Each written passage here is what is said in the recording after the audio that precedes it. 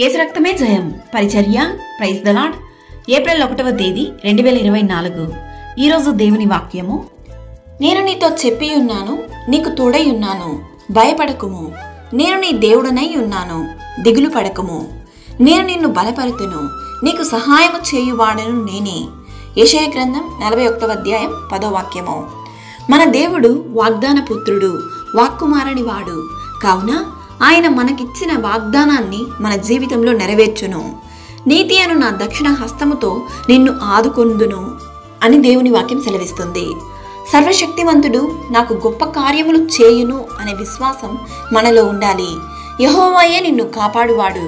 మన దేవుడు యేసుక్రీస్తు సజీవుడు, మృత్యుంజయుడు, మరణాన్ని గెలిచిన ఏకైక పరిశుద్ధుడు. అట్టి దేవుడు మనకు తోడుగా ఉండంగా మీరు దేని గురించి చింతించకండి. మీ దుఃఖాన్ని దేవుడు సంతోషంగా మార్చును. ఆయన నిన్ను బలపరచును, నీకు సహాయము చేయును. కావున భయపడక ధైర్యము వహించి దేవుని సన్నిధిలో వేచి ఉండండి. ప్రభు అయిన యేసుక్రీస్తు కృప మనందరికీ తోడయుండును గాక. ఏప్రిల్ నెలంతయు దేవుని యొక్క కృపా కనికరము దీవెనలు మీకు మీ కుటుంబానికి మీరు చేయు పనులన్నిటిలోనూ తోడయుండును గాక. ఆమేన్. God bless you.